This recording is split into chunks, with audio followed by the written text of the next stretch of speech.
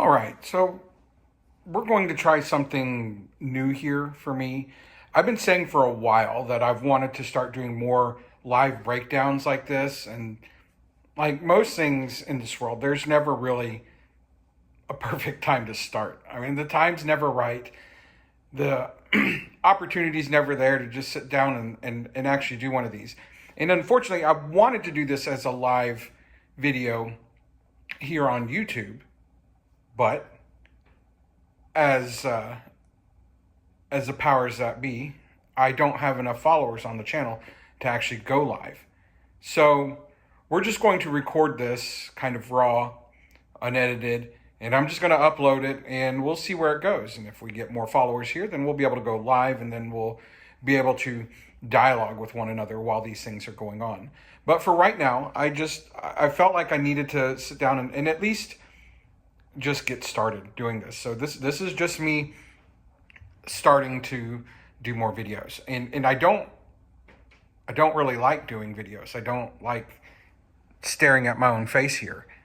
And that's just me. It's a personal thing. Didn't grow up with this kind of video presence all the time. I see people doing it. I applaud them for it. And I've just come to realize that I need to connect with you guys more on this level. So unfortunately, this is a pre-recorded video, and we'll do lives when we have the follower count. And I know at first people won't come, but if they do, cool. And we'll be able to dialogue. But honestly, the way this space works anyway, it's going to work better with this kind of a recorded video. So today I want to talk about something that's actively being discussed right now in a lot of parent groups and booster conversations. And this is the idea of fundraising models that give back to participants. And they call it all kinds of different things, give back programs, rebates. And, and you've heard me say it before on the podcast. And if you listen to the episode today, the IRS doesn't really care what you call it. They care what the functionality of that money is. But, I understand why this is getting so much attention. And that's because on the surface, it sounds right. It sounds fair. It sounds equitable. It sounds like it's a solution to something that we've been discussing a lot here. And when we see something like this come up, we feel like that finally someone has found a solution, or they solved one of the biggest tensions in these programs. If my family is doing the work, if we're out here making the sales, shouldn't we benefit from it? And listen, I really get that. I really do understand that, because it's my belief that most of the people that are asking these questions aren't trying to game the system. They're just trying to make it feel equitable for everyone. They're trying to make it feel fair. And I'm noticing now as I'm looking at my camera, it looks like I'm just kind of staring off into the distance. I mean, my camera's right there, but I don't know. It just seems weird. But hey, like I said, we're just learning how to do this. We're just figuring this out. We'll get better at it. But anyway, this whole conversation that's happening, I want to slow it down a little bit, because and many of you guys that have listened to me for the last year are going to find it hard to believe when I tell you this, because there is a version of this that absolutely can exist within the IRS guidelines. That part is true. And before some of you come at me and say, no, Mike, you're absolutely wrong. I can't believe you turned like this. That's not how this works. You can't do that. Just stay with me. Let's explain this. Let's talk about this. Because I really feel like this is a part that never really gets talked about. It's not something that gets discussed. It gets discussed in little bits here and there with small groups here and there, but it's not really actively discussed in these types of forums.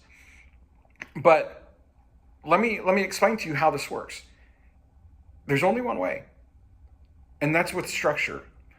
It only works when the structure around it is built very, very intentionally. And from what I'm seeing, unfortunately, most organizations do not have that structure in place. So what ends up happening is not an immediate problem. It's not.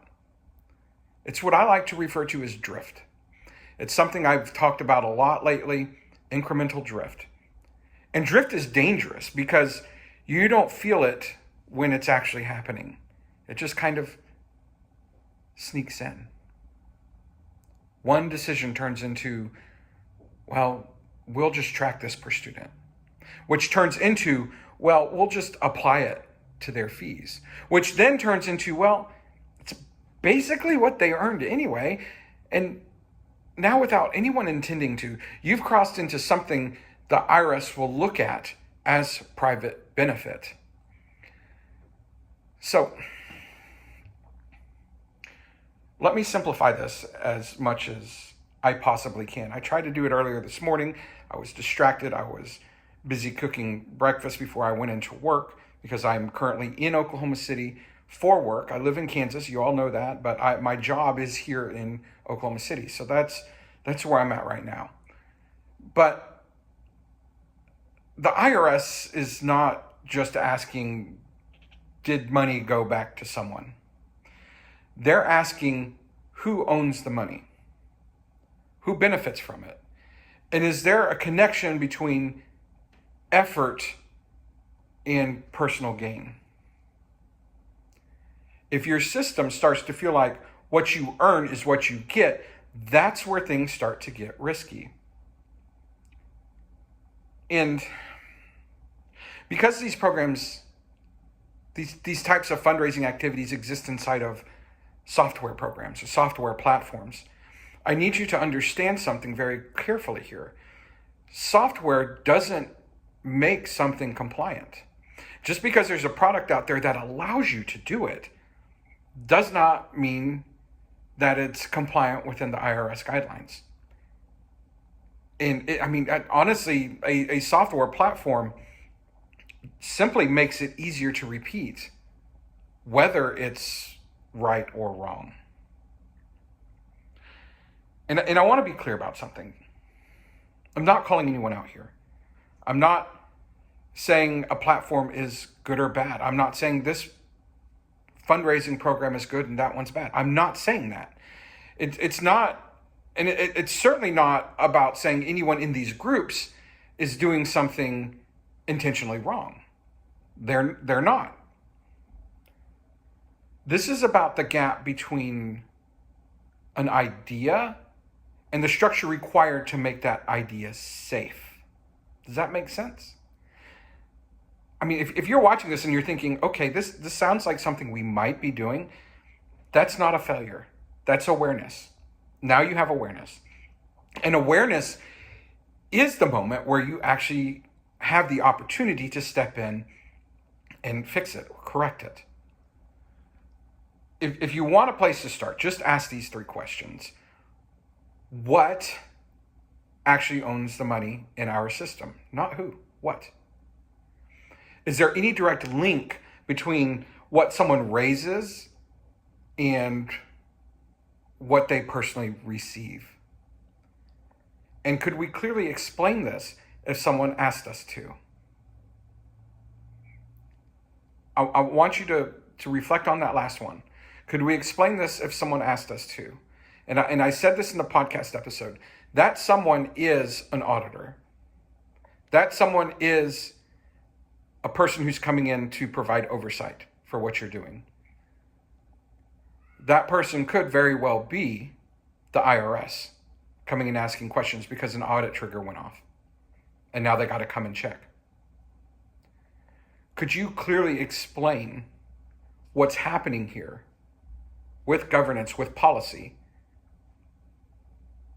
how this is working in your program? And if those answers aren't clear, that's your signal that something needs to really be looked at. Look, you don't have to panic here. You don't have to tear everything down, but you have to be willing to look at it honestly. If you want help walking through your specific situation, I do have an intake process on the site at SoundstageEDU.com. There's no pressure to fill it out. It's not a big pitch. It's just a way to get clarity before things drift any further than they may have already done that. a lot of you are going to hesitate to do that because you're going to think there's a cost associated with it. There's not a cost to fill out the intake form. If I see something that is truly concerning on that form, I will reach out to you, and then we can discuss the next steps from there. Some of you guys, I might just shoot you an email and say, hey, this is simple, do this. The point is, you need to get out there and start asking the questions. Do I know everything? No, I'm not an attorney. I'm not a CPA. I'm just a dad with a kid in the fine arts, kids. And I'm someone who's come through the fine arts. I'm someone who's sat on the instructional staff. I'm someone who's been in a position of overseeing a program. I've also been a board president. I'm a board president right now. I've had years of experience with multiple boards in both corporate and not corporate environments and volunteer organizations, civic groups. I've been around this for a long time. I've seen a lot of things. I've been around long enough to see the policies change. And I think that's where we miss a lot of the nuance. I don't know if that's the right word, but I feel like that's where we miss a lot of things. Policies change, nobody tells us because they don't always make it real public, and they don't make it real easy to find. But because I operate in the space that I do, I am dug into those policies and those policy changes, and I want to help see you guys through those changes. Do I know you guys? No. Do I feel like I owe you anything to make sure you're doing it right? No. I do this for the same reasons that you guys are doing this.